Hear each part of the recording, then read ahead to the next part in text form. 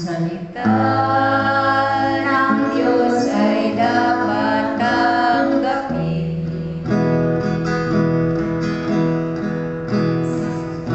Ang ng Diyos ay dapat nasundin sa puso't isip, sana'y laging aktif.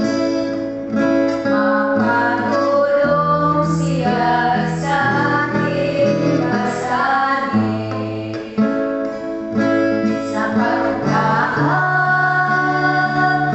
ito sa mundo. Maraming pagsubok ang matatamo, pakinggan mo sa buhay mo ang salita ng Diyos ang tanging gabay mo.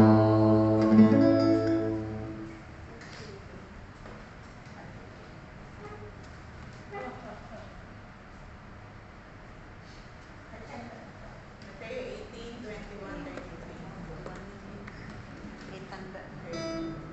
Ang mabuting balita ng ating Panginoon ayon kay San Mateo. Papuri sa iyo, Panginoon. Ang talinhaga tungkol sa likod na di marunong magpatawad.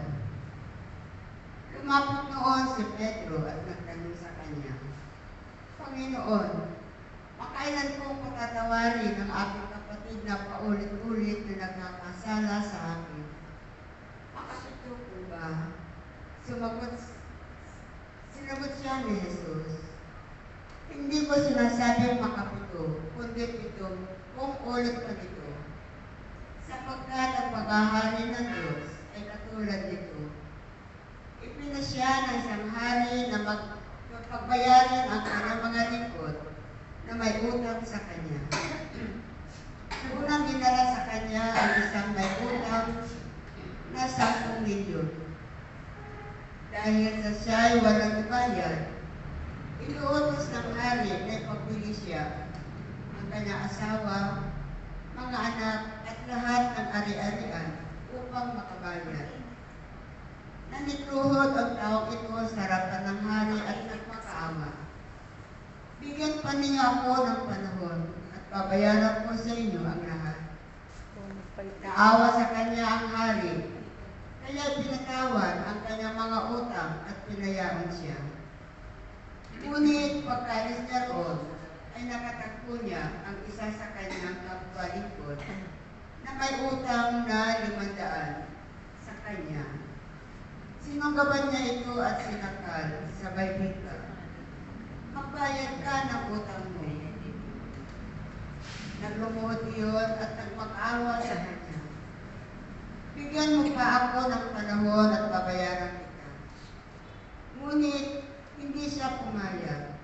Sa halip, ipinabilanggo niya ang kanyang kapwa-lingkod hanggang sa ito'y makabayad.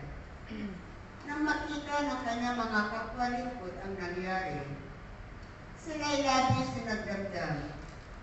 Pumunta sila sa hari at isinumbong ang nangyari. Kaya pinatawag siya ng hari. Ikaw, napakasama mo, sabi niya. Pinatawag kita sa utang mo, sapagkat nagmakaawa ka sa akin. Nahabag ako sa iyo. Hindi ba dapat ka rin mahabag sa kapwa mo? At sa galit ng hari, siya ay pinabilanggo hanggang sa babayaran niya ang kanyang utang. Gayon din ang gagawin sa inyo ng aking Amang nasa langit, kung hindi ninyo patatawarin ang inyong kapwa. Mga kapatid, ito po ang mabuting balita ng ating Panginoon. Pinupuri ka namin, Panginoong Hesus Kristo.